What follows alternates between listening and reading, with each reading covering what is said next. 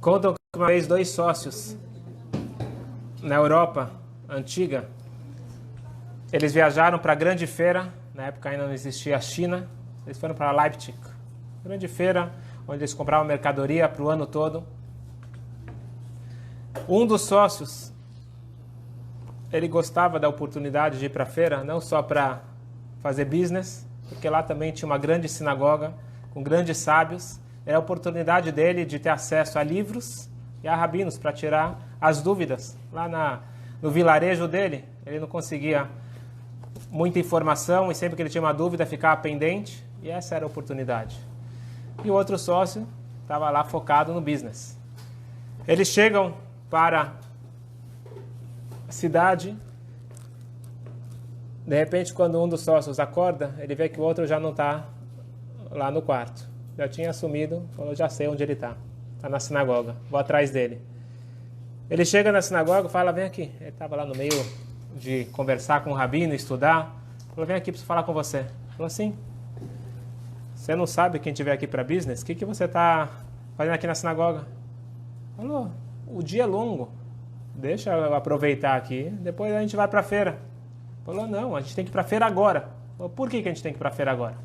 Porque se a gente for para a feira agora, a gente vai conseguir um bom deal, um bom negócio. Falou, e o que vai acontecer se a gente conseguir um bom negócio? Se a gente conseguir um bom negócio, a gente vai comprar por menos e vai sobrar mais dinheiro. Falou, o que vai acontecer se sobrar mais dinheiro? Se sobrar mais dinheiro, você vai conseguir pagar suas contas e depois vai conseguir fazer outras coisas também. E o que vai acontecer se eu conseguir mais dinheiro para outras coisas? Aí você vai ser feliz. Falou, tira todas essas etapas aí, eu já estou feliz. Não preciso ir para a feira. Essa história coloca em perspectiva a nossa felicidade. Como encontrar a verdadeira alegria. Se isso fosse fácil de responder, não ia sair todo dia um livro novo, o caminho para a felicidade, para a alegria, cursos. Mas o judaísmo tem algo a nos dizer sobre isso. E eu vejo que cada vez mais os livros e cursos de autoajuda estão se aproximando mais da versão judaica. Óbvio que não chegaram na profundidade, principalmente na mística judaica, mas estão se aproximando mais que a verdadeira alegria é de dentro para fora e não de fora para dentro.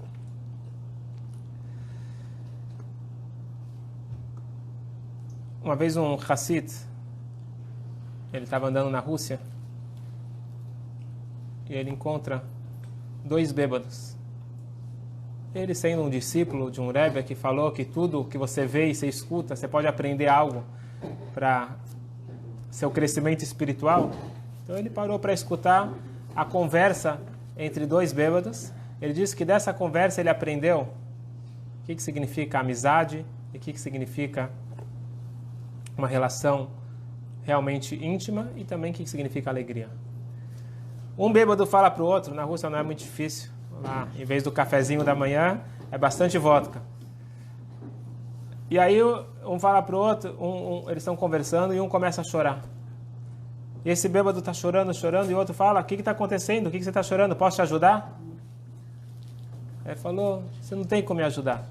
Eu estou muito triste. Eu não tenho amigos. Não tenho nenhum amigo. Ah, peraí, como você não tem nenhum amigo? Eu estou aqui, eu sou teu amigo.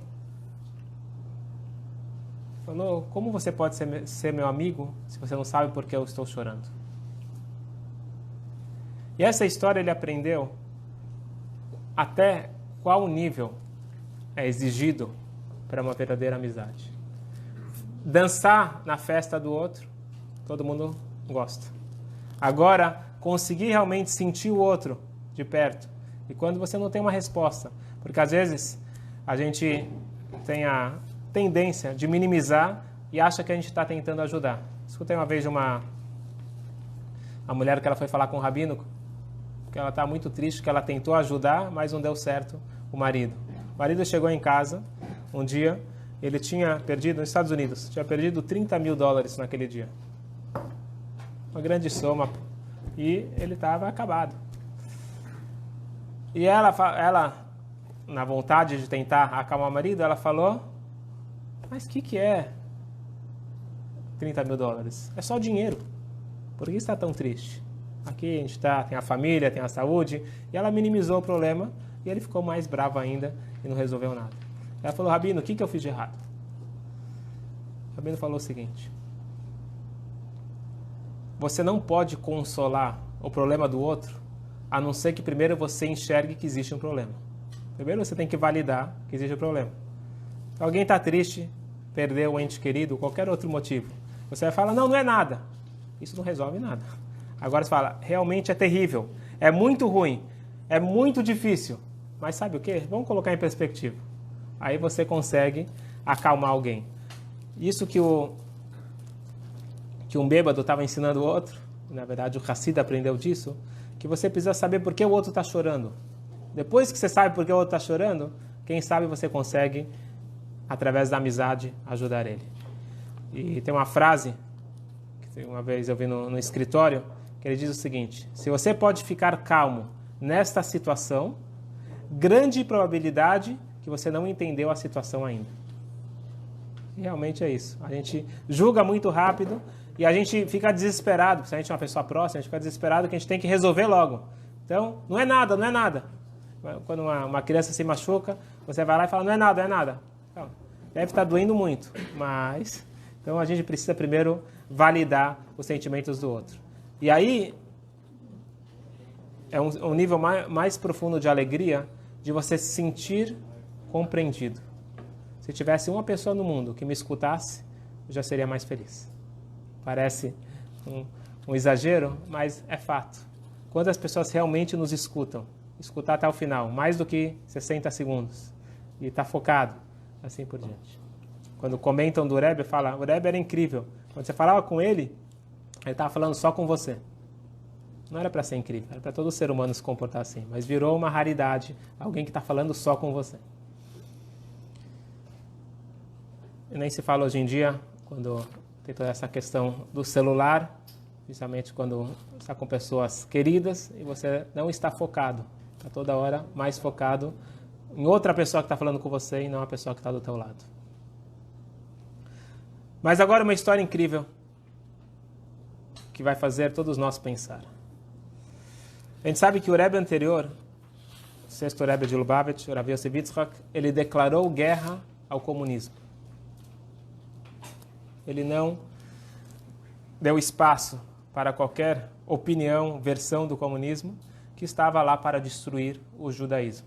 Quando a gente fala do comunismo, o mais difícil, o mais duro, eram os judeus dentro do Partido Comunista, que eram os piores, eram que mais estavam lá para provocar e delatar e causaram grandes sofrimentos para todos aqueles que queriam cumprir mitzvot, também estavam acabando, de certa forma, com o judaísmo. Então foi proibido.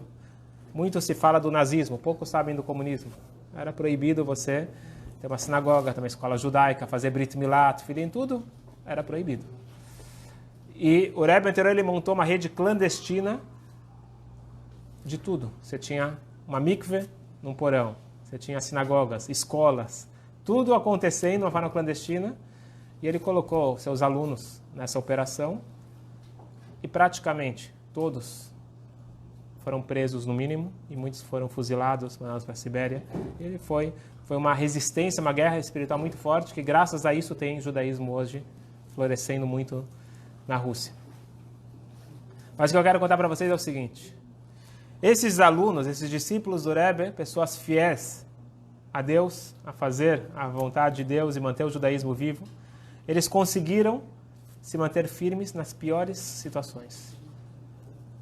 Um deles, que foi um grande mestre depois em Israel, faleceu em 95, Rav Mendel Futerfas. Ele passou 8 anos nas prisões e nos campos de trabalho, prisões de trabalho forçado. E ele ninguém sabe como que ele conseguiu, por exemplo, um shofar lá dentro. Mas ele tinha os seus jeitos. Matzah, shofar, ele dava um jeito. Ele criava amizade com os guardas. Até incrível, tem um livro dele, ele contando as histórias, e ele conseguia aprender lições incríveis dos fatos que ele observava lá dentro da prisão. Mas a história que eu quero contar é o seguinte: ele está lá, um dia, preso, e como eu falei, ele criava amizade com os guardas. Um dos guardas chegou para ele e falou: eu quero te dizer que um dos seus acabou de chegar aqui para esse mesmo prédio. Um dos seus quer dizer, um outro barbudo está aí no mesmo prédio, e eu tenho uma boa notícia para você. Ele se encontra exatamente um andar abaixo. Se você quiser, você pode falar com ele. Você tira a tampa do duto do aquecedor e você vai conseguir se comunicar com ele. E o nome dele é Moishe, falou sobre o sobrenome dele, ele deu para ele a ficha completa e realmente o Mendel conhecia ele. No meio da noite, ele tira lá a tampa do duto do aquecedor. E ele fala, Moishe! E o outro leva um susto. Uma voz do céu. Quem está falando comigo? Falou, quem é? Falou, é Mendel.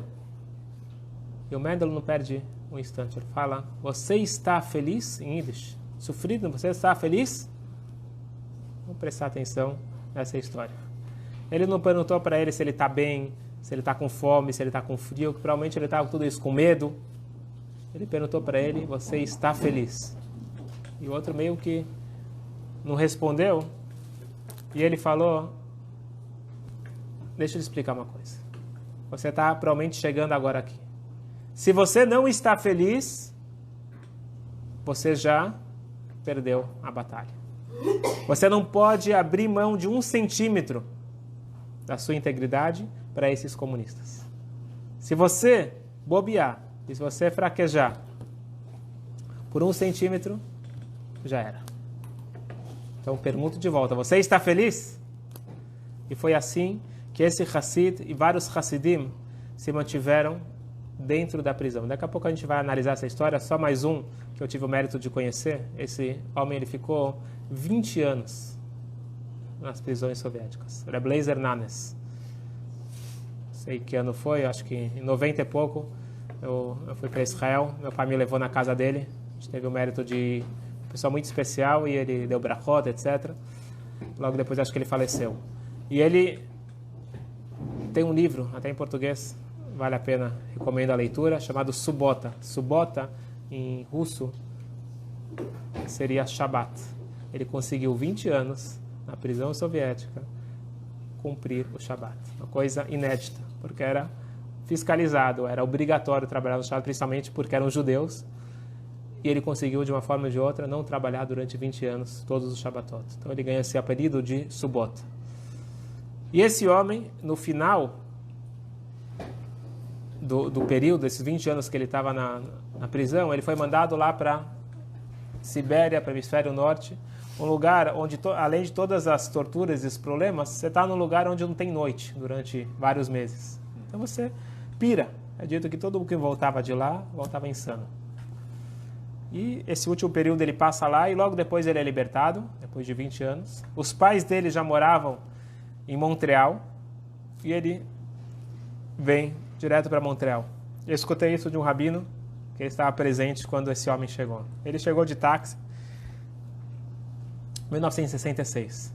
Ele sai do táxi, em vez de chorar ou qualquer outra coisa, ele sai cantando um nigun, uma música hassídica feliz, o Faratzta.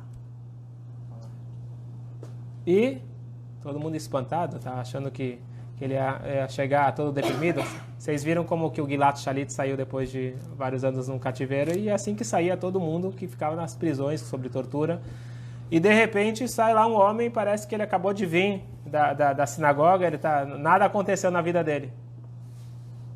E aí fizeram lá um Farbrengen, numa reunião hassídica, e perguntaram para ele, você pode nos explicar, depois de um pouco, perguntaram para ele, você pode nos explicar como que você está tão bem? A gente quer que esteja bem, mas explica qual que é o segredo. E ele sorriu, ele falou o seguinte, não entendi. Você está perguntando porque eu estou bem, só porque todos os outros não estão bem? A quem você se refere? Aos cosacos? Você está querendo me comparar aos cosacos? Quando eles colocam um cosaco na prisão, eles tiram dele tudo que ele dá valor na vida. Mas a mim, quando eles me colocaram na prisão, o que eu perdi? O que mudou? Não tem nada que para mim é valioso que os comunistas tiraram. O que eu fazia lá em Moscou? A mesma coisa que eu fazia na Sibéria. De manhã eu faço shacharit, de tarde minha, à noite Shema Israel, pronto. É lógico que tem muitos mais detalhes, mas a essência ele quis dizer o seguinte: a minha essência é o que tenho de valioso. E a minha essência ninguém pega. É mais ou menos a teoria que Viktor Frankl desenvolveu nos campos de concentração da logoterapia. O sentido de vida. Então ele disse, o que eles tiraram de mim? E foi essa alegria, e foi essa fé, essa confiança total, que eu estou no local certo, vamos chamar assim. Eu estou no lugar onde que eu teria que estar, aqui é a minha missão, por algum motivo eu tenho que passar por isso. E encarar isso com alegria.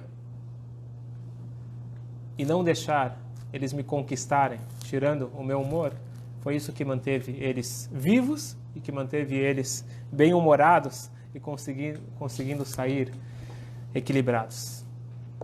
E com isso eu quero me aprofundar hoje na visão mística, na visão profunda do que significa alegria, porque alegria é uma das palavras muito usadas que eu acredito que a maioria das pessoas ainda não sabem definir exatamente o que quer dizer alegria.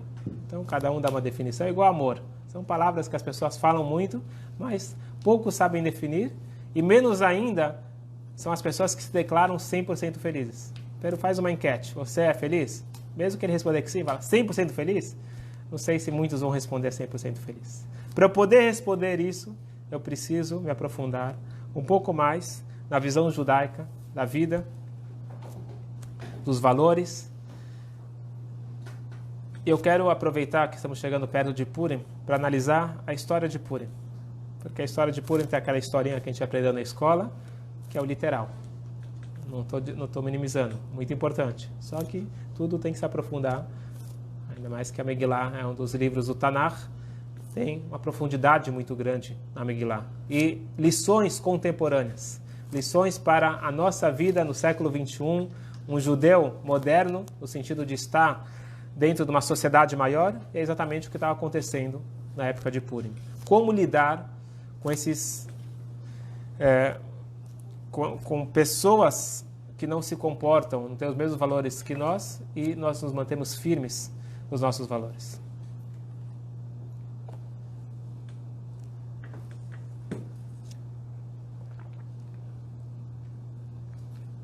Balai la'u nadedah shnat hamelech. Alguém conhece essa frase? Quando chega na leitura da Megillah, o ledor ele está lendo numa voz normal. Vocês viram que eu li bem alto. Eu falei alto. Porque essa hora, o ledor está escrito que o costume é que ele começa a ler bem alto. Essa frase. Balai la'u nadedah shnat hamelech. Naquela noite, o sono do rei foi balançado. Esta é a parte mais importante da narrativa da Megillah. Eu vou dar um pouquinho do contexto. Vou encurtar um pouquinho, depois quem não conhece a história pode ler em outras fontes. Então, Ahasverosh ele casa com Esther.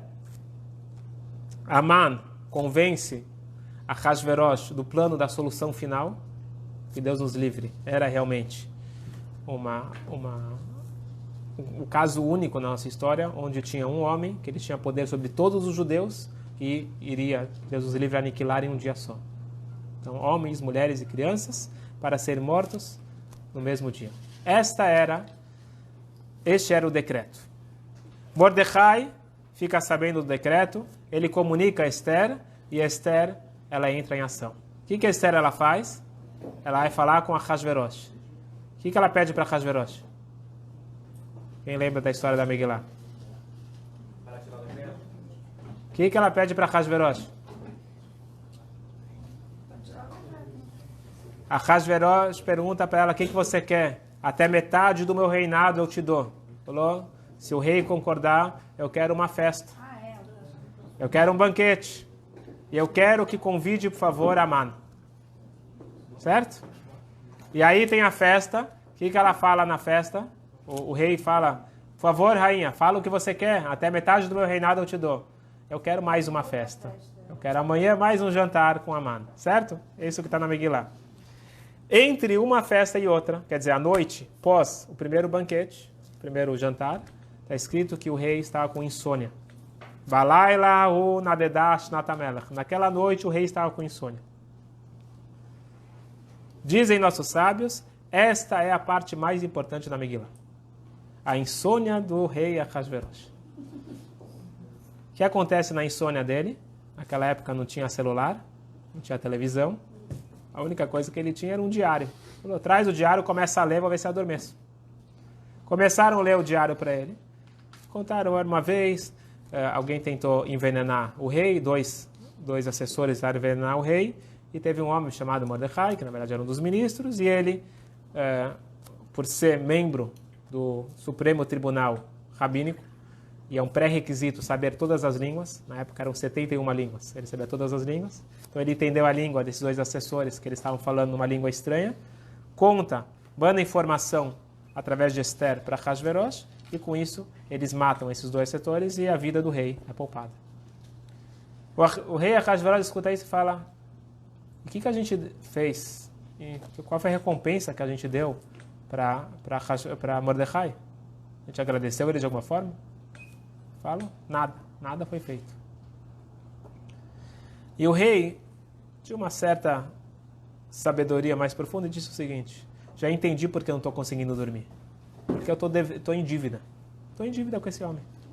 A gente tem que fazer alguma coisa para ele. O que eu vou dar para ele? Dinheiro? O que eu posso fazer? Então ele estava na dúvida.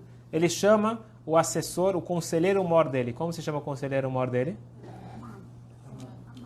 Aman. Aman chega e o Ahasverosh pergunta para ele, o que eu faço? Eu tenho uma pessoa que eu gosto muito e eu quero agradar ele. E Aman tinha certeza que era ele. Então ele bolou lá o plano e falou, uma pessoa que o rei gosta tem que pegar o cavalo real, algo que ninguém montava no cavalo real. Pegar o cavalo real e dar para esse homem e pegar um dos assessores, um dos ministros importantes, na cabeça dele era para pegar o Mordecai, e fazer ele puxar o cavalo por toda a cidade e dar uma volta na cidade e ficar gritando. Assim que se faz para o homem que o rei ama. E o Ahasverosh fala muito bem. Exatamente o que você falou, você faz com Mordecai a Yehudi. Você pega o Mordecai, coloca no cavalo e começa a dar essa volta. Certo? Então foi essa a noite tão importante que a Megillah diz que Balaylahu nadedash natamelech. Naquela noite, o sono do rei foi perturbado. Toda a sinagoga, quando chega nessa parte, tem que ler em voz alta, porque aqui está o principal do milagre. E eu pergunto para vocês, será? Se vocês tivessem que escolher um highlight, a parte máxima da Megillah, qual seria? Talvez um momento dramático, onde que a rainha Esther entra a falar com Ahasverosh e ele pode matar ela. Ou quando Mordecai consegue juntar as crianças e todo mundo faz tchuvá e volta para o caminho. Tem N coisas mais importantes do que o sono do rei ser perturbado. Dizem nossos sábios, se você estuda o literal da Megillah, realmente você não vai entender. Agora tem que se aprofundar na Megillah. Não sei se vocês sabem, mas a Megillah é o único livro do Tanakh que não consta o nome de Deus. Preste bem atenção. O nome do Tanakh sem o nome de Deus. Imagine a Torá sem o nome de Deus. A Megillat Esther é um dos 24 livros e não tem o nome de Deus. Será que não tem o nome de Deus? Novamente, isso só não tem o nome de Deus para quem lê a história no literal. Se alguém se aprofunda, vai entender que Deus, não só que ele consta muito. Toda vez que está escrito Ha-Melech, o rei, você lê o rei dos reis. É lógico que existe o rei, Ahasverosh, de carne e osso também, mas existe a Torá em primeiro, no sentido espiritual. Então toda vez que está escrito Ha-Melech, é o rei. Que rei? O rei dos reis. Você quer saber onde começa o milagre? O milagre começa quando Nadedash Natamelech. Quando o sono do rei real, quer dizer, o rei dos reis, é perturbado. Quando Deus para de dormir. Porque se Deus está dormindo, a situação não é muito boa. Nós precisamos de Deus acordado.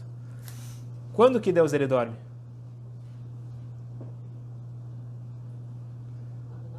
Quando nós estamos dormindo. Muito bem. Quando nós estamos dormindo, Deus está dormindo. Quando nós acordamos, Deus acorda. Por que o homem em hebraico, como é chamado o homem na Torá?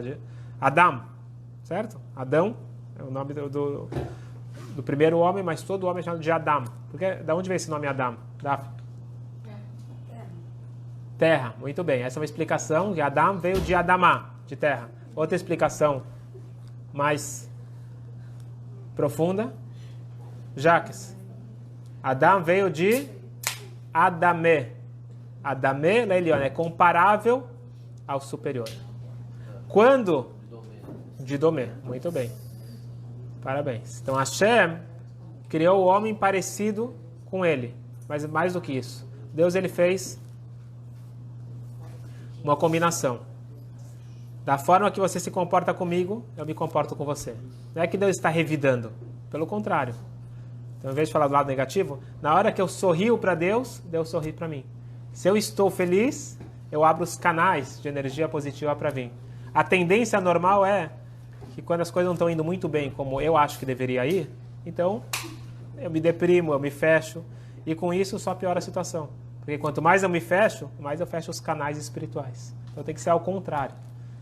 Se eu preciso sair, que nem a gente falou no coronavírus, etc., quando tem uma magefá, quando tem uma epidemia, a gente precisa de energia positiva e não de energia negativa. E assim em tudo na nossa vida. Nós precisamos atrair bons fluidos e Hashem ele fala, o caminho é, você acorda, eu acordo. Você sorri, eu sorrio. Portanto, quando que o rei ele acorda, o rei celestial ele acorda, aí começa o milagre de Purim. E por que o rei acordou? Porque o povo acordou. O povo está dormindo. O que significa dormindo? O que acontece quando a pessoa está dormindo? Teus pés continuam iguais, teus braços continuam iguais. O raciocínio também funciona quando a pessoa está dormindo. Qual a diferença da pessoa acordada e dormindo, Fernando? Não está no controle. Muito bom. Essa é uma boa definição. Ele perde o controle. E o controle do ser humano é mente, controla o coração. Então o raciocínio tem que controlar minhas emoções. Isso é uma coisa que a gente perde quando a gente está dormindo. E mais uma coisa, nós temos um raciocínio, o raciocínio continua tendo, só que um raciocínio com valores ou com coisas invertidas. Certo? Eu posso sonhar coisas absurdas. Então eu pego informações que eu tive durante o dia e é embaralhado e de repente eu vejo tudo de uma forma absurda. Está escrito que, a gente viu isso aqui na aula passada, aquele grande mestre que o filho dele teve morte clínica e ele teve a visão, como vários relatam, em casos de morte clínica, aqueles que voltam, né? Que eles veem uma grande luz, eles veem o paraíso, e ele fala, papai, Olam Hafuch Raiti, eu vi o mundo de ponta cabeça, mundo contrário. As pessoas que aqui são muito importantes, lá não tem grande valor. Aqui as pessoas desprezadas são pessoas muito elevadas lá naquele mundo. É o mundo contrário. E o pai responde, meu filho, Olam Yashar Raiti, você viu o mundo certo. O mundo contrário é a realidade que você está vendo aqui. As celebridades que ganham grande fama, essas não são as pessoas que têm grandes pontos lá no mundo celestial. O sonho que nós vivemos é o galut. Galut, exílio, é quando Deus ele está dormindo. Por que quer dizer que Deus está dormindo? Os valores estão invertidos. Alguém que quer cumprir muitas mitzvot, de repente, ele é criticado. Alguém que quer fazer a coisa certa, então ele é excluído. E assim por diante. Então nós precisamos entender que nós estamos vivendo um sonho. É dito que quando o Mashiach chegar, a gente vai falar, Ainu Kecholmim, éramos sonhadores. Onde as pessoas de prestígio não são as pessoas de valores. Nós estamos vivendo um momento de sono celestial. O povo judeu estava vivendo um grande sonho. Eles achavam que para ter sucesso na vida, você precisa ser amigo dos persas. Acredito que eles eram mais persas do que os persas. O que aconteceu também na Alemanha pré-holocausto. Eles queriam ser mais alemães do que os alemães. Então eles queriam mostrar, eu estou na cultura, eu estou bem integrado e eu não preciso mais dessas tradições antigas. O povo estava assimilado. Isso significa que o povo estava dormindo. Aí Deus começa a dormir. Você chama isso de castigo? Eu não chamo de castigo. Chamo de consequência. Tem um midrash muito interessante. Boa noite. Bem-vindo. Senta aqui, Mar. Tem lugar aqui. Tem um midrash muito interessante que diz o seguinte. Que você tinha um pastor. E esse pastor, ele tinha 70 ovelhinhas. Ele tinha 70 ovelhinhas. E essas 70 ovelhinhas eram cuidadas com todo o carinho por esse pastor. E de repente, as ovelhinhas, elas falaram para o pastor, pastor, a gente não precisa mais de você. Você está cansado, já é velho. Nós fizemos amizade com os lobos e eles já combinaram com a gente que nós somos amigos. Então não tem mais sentido de ter um pastor cuidando dos lobos. Nós somos amigos deles. O pastor falou, ah é? Posso ir embora? 100%. E o pastor vai embora, o que acontece? Os lobos imediatamente atacam as ovelhinhas. Elas desesperadas vão procurar o pastor. Volta, por favor. Este midrash é a melhor explicação para o que aconteceu na história de Purim. As ovelhinhas é uma metáfora para o povo judeu. E os lobos são os outros povos. Então nós temos inúmeras nações. E tem uma ovelhinha, um pequeno povo, que até hoje é pequeno em número e é perseguido. E a única forma da ovelhinha sobreviver é ter um pastor cuidando o tempo todo. Na hora que eu falo para o pastor, eu não preciso mais de você, e o lobo ataca, não é castigo, é consequência. Na hora que você pediu para o pastor sair, ele saiu. E de repente, pelo caminho natural, pela lógica, não tem como essa ovelha sobreviver. E foi o que aconteceu em Purim. Eles ficaram tão entrosados com os persas, pediram, em outras palavras, para Deus se retirar. A gente não quer mais saber disso. E de repente os lobos atacam e aí todo mundo acorda. E essa é a história de Purim. O povo acorda. O povo entende que eles fizeram errado. Eles entendem que por mais que nós temos que viver bem com os outros povos, devemos respeitar cada um. Devemos, inclusive, ter bons relacionamentos no governo. Temos que ter caminhos pela natureza para resolver o que seja necessário, mas nós não dependemos de políticos, nós não dependemos dos outros povos, da aprovação dos outros povos para a nossa integridade. Nós precisamos lembrar da nossa essência. Então eles estavam dormindo, onde os valores estavam invertidos, e de repente eles acordam. E na hora que eles acordam, Deus acorda. E aí está o grande milagre da história de Purim. Quando o rei dos reis, quando Hashem ele acorda. E agora nós podemos voltar e finalizar como encontrar a verdadeira alegria.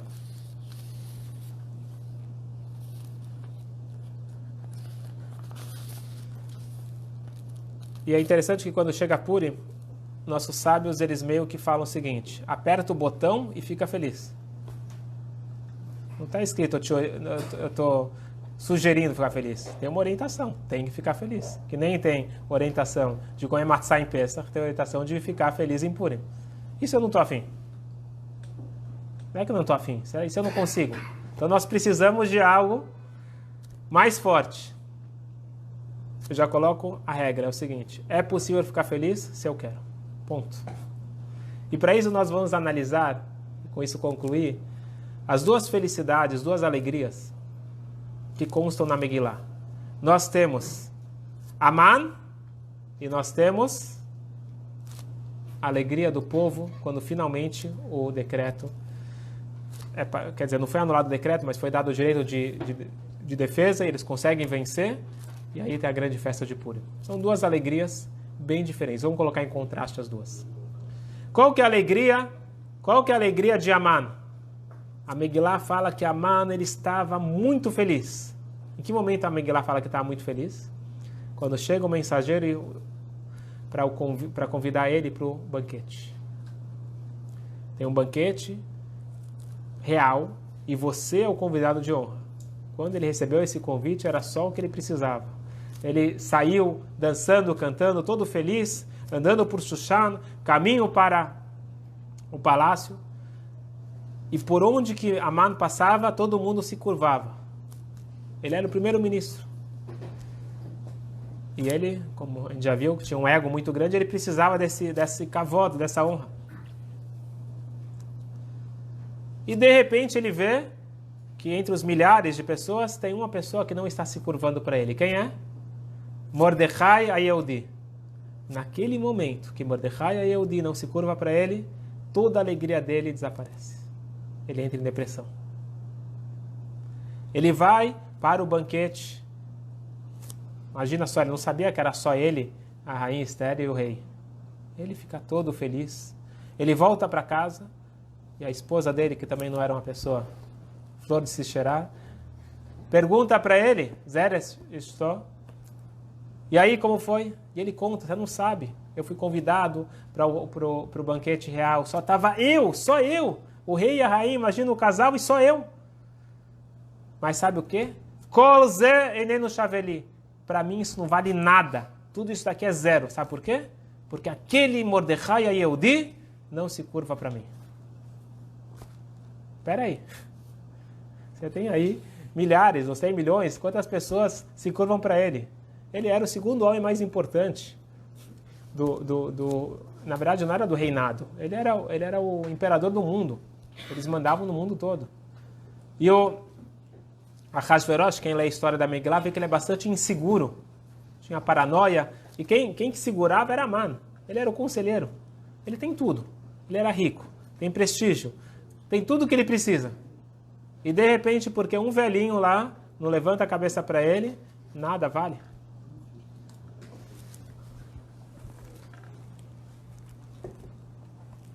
Vamos colocar no contexto atual.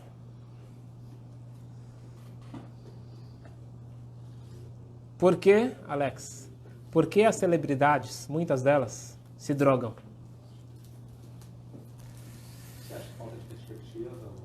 Imagine só comigo, um grande ator, um grande cantor, qualquer pessoa, qualquer celebridade. Ele tem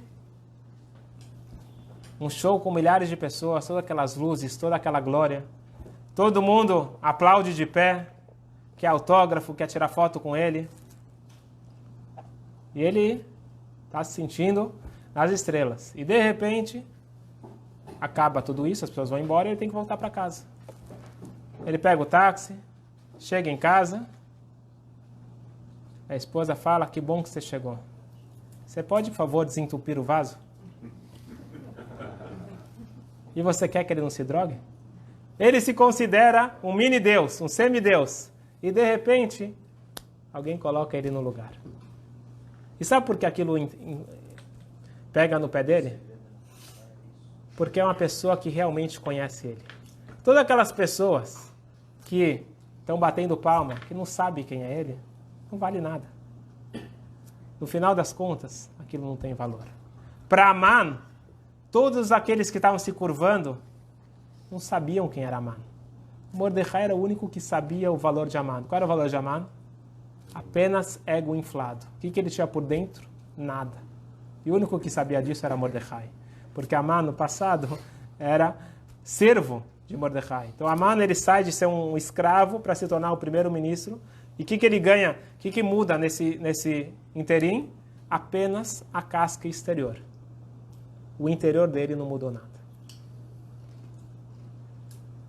E por isso, não era simplesmente o um entre milhares que não estava se curvando para ele. Era o um.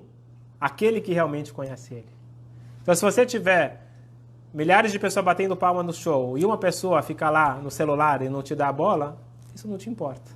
Agora, quando tua esposa, uma pessoa próxima a você, não está te dando aquele cavoto que você se considera Deus, de repente você perde todo o valor. Essa é a alegria que nós devemos se afastar. Isso não é chamado de alegria. Isso é chamado de não sei o que, mas é uma coisa falsa. Euforia. Aman, ele é o nosso maior professor para o caminho da depressão. Aquela famosa experiência onde o professor ele mostra uma folha branca com um pontinho preto e ele pergunta para os alunos: o que vocês estão vendo aqui? Um pontinho preto, um pontinho preto, um pontinho preto. E ele fala para os alunos: eu estou vendo uma folha branca. A gente vê uma folha branca inteira, mas a gente só enxerga o pontinho preto.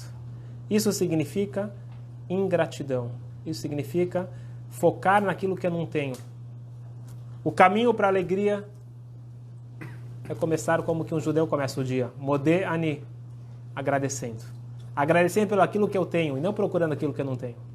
E eu fico naquela imaginação. Se eu tivesse aquilo, se eu fizesse aquela viagem, se aquilo se resolvesse, aí eu seria feliz. E eventualmente aquilo acontece, e aí você procura outra coisa para acontecer, para você ter a sua alegria. Você está sempre vivendo na expectativa, enquanto que a verdadeira alegria se baseia no fato de ser Yehudi.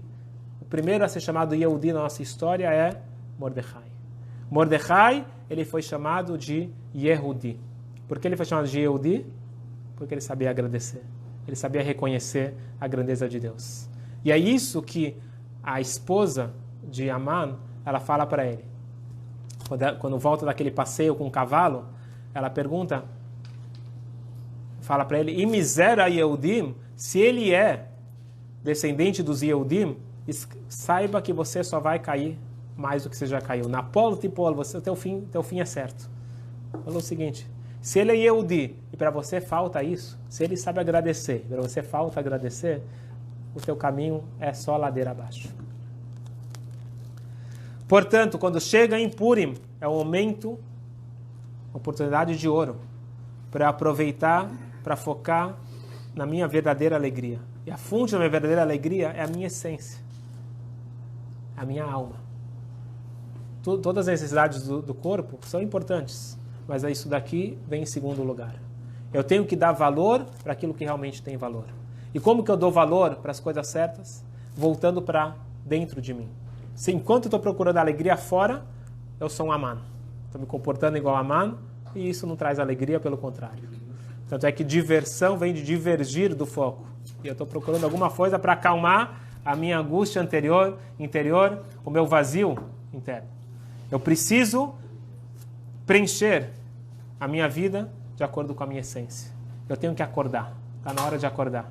E na hora que eu acordo, Hashem acorda e ele manda todas as brachot, todas as melhores coisas que todos nós precisamos e merecemos, que assim seja para todos nós. Amém. Nós temos aqui um Mordecai, meu amigo Mordecai. Não tive naquela época. Não teve naquela época. Ele é Mordecai de hoje em dia, ele é de São Paulo, mas ele estava comentando comigo hoje que ele aprendeu na pele isso que a gente comentou hoje.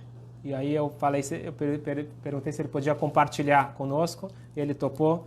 Então, por favor, Mordecai, compartilhe um pouquinho. Eu fico feliz, eu sou muito amigo do irmão dele, estudei com o pai dele, na mesma classe do pai dele, e a mãe dele teve no meu casamento também, então isso faz muito tempo.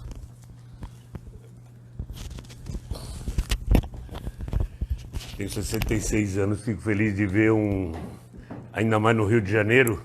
Eu acho que a gente não vê em São Paulo uma coletividade de jovens numa aula de Torá, desse tamanho, sou sincero.